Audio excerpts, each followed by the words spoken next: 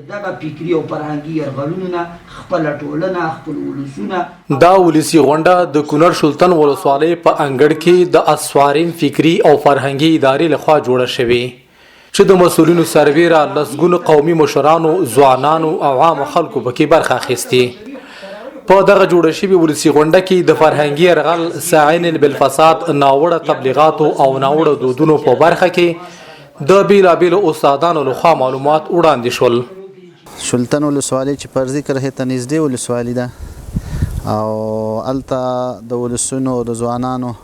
او د قومي علما د غونډې تر وبللی شو. نو ولسونو موږ څه په دې باندې تعهد وکړو ځوانانو قومي مشرانو علماو چې موږ هیڅ چاته اجازت نه ورکوو چې موږ داسې خلک چې پیدا شي اول خوشتنه کو پیدا شي نه هیڅ چاته اجازت نه ورکوو چې دلته په دې خاوره کې اوسیږي او دارنګې کو پیدا شو نه انشاءالله موږ به کلک مخالفت کوو او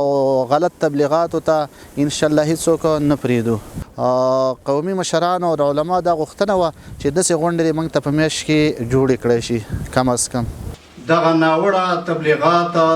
په همدې حال کې په یاد ولسی غونډه کې قومي مشرانو ډاډ ورکړ چې د خپل نظام نه به په کلکه ساتنه کوي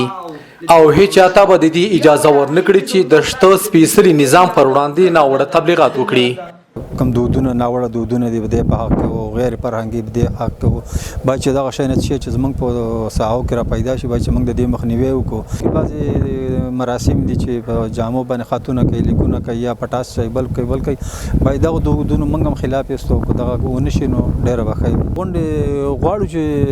لږ ډېرې شي ځکه چې دغه وشي د خلکو توجه جوړه شي د خلکو فکرونه را جوړ شي نو موږ د دغه نه ډېره مننه کوو دا د نور هم ډېر شي. ناوړه دودونه دي د اسلامي شریعت خلاف دي زموږ د فرهنګ خلاف دي زموږ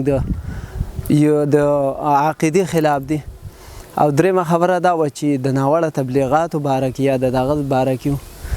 د ټولو دپاره چې د ټولو خلکو هڅې کړي دي زموږ دا عقیده ده چې هر څوک د اسلامي شریعت اسلامي او د اسلامي نظام خلاف ودرېږي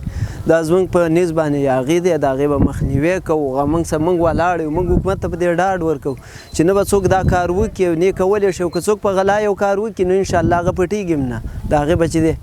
موږ به یې راښکاره کوو او د هغې چې دی مخنیوی به یې کوو. قومي مشرانو د اسلامي امارت نه غوښتنه وکړه چې دا ډول د پوهاوي غونډو لړۍ دي د کونړ لوري پروسو سیمو او درو ته هم وغځوي.